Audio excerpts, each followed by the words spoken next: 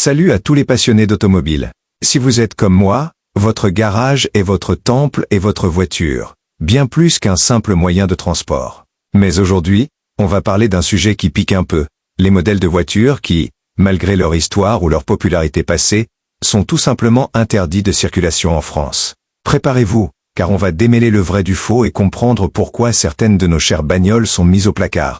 Vous l'avez sans doute remarqué, l'air de nos villes change, et nos voitures aussi. La France, comme beaucoup de pays, s'est lancée dans une véritable croisade pour améliorer la qualité de l'air. Et la première victime de cette guerre contre la pollution, ce sont les véhicules les plus anciens et les plus polluants. Le cœur de ce dispositif, c'est la vignette critère. Vous savez, ce petit autocollant coloré qui détermine si votre voiture a le droit de circuler dans certaines zones. Si votre véhicule est trop vieux et trop polluant, il est tout simplement classé critère 5, voire pas de vignette du tout pour les plus anciens.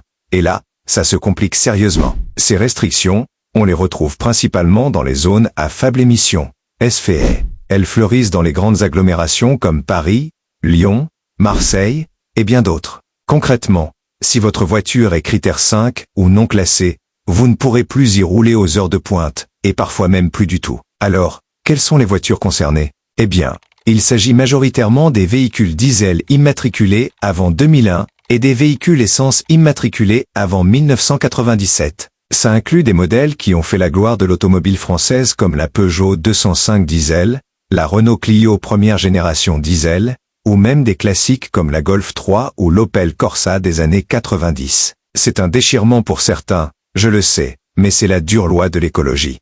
Mais attention, la vignette critère n'est pas la seule épée de Damoclès au-dessus de nos têtes. Il existe aussi des cas plus rares, mais tout aussi définitif, où la circulation est purement et simplement interdite. On parle ici des véhicules jugés trop dangereux ou non conformes aux normes de sécurité actuelles. Imaginez une voiture qui aurait subi des modifications non homologuées, ou qui présenterait des défaillances majeures et irréparables. Dans ces situations extrêmes, après un contrôle technique défavorable et une impossibilité de réparer, votre carte grise peut être annulée et votre véhicule déclaré impropre à la circulation. C'est rare, mais ça arrive. Pensons aussi aux véhicules dont la transformation est illégale ou non homologuée. Vous voulez transformer votre vieille fourgonnette en camping-car? Super. Mais si les modifications ne respectent pas les normes de sécurité et ne sont pas validées par un organisme agréé, adieu la route. Idem pour les modifications moteurs extrêmes qui ne respectent pas les normes anti-pollution ou de bruit. La législation française est stricte sur ce point. Alors, quel avenir pour nos voitures face à ces restrictions grandissantes? Il faut être réaliste. La tendance est clairement à la réduction des véhicules les plus polluants.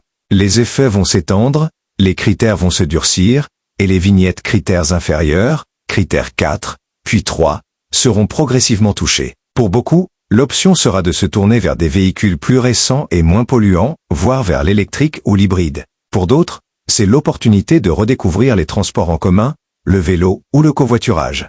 Et pour les passionnés de vieilles voitures, il reste l'option du véhicule de collection, qui bénéficie souvent de dérogations pour la circulation, à condition d'avoir plus de 30 ans et une carte grise spécifique. En fin de compte, ces interdictions ne sont pas là pour nous embêter, mais pour répondre à des enjeux de santé publique et d'environnement. C'est une page qui se tourne pour certains modèles iconiques, mais une nouvelle ère qui s'ouvre pour une mobilité plus propre.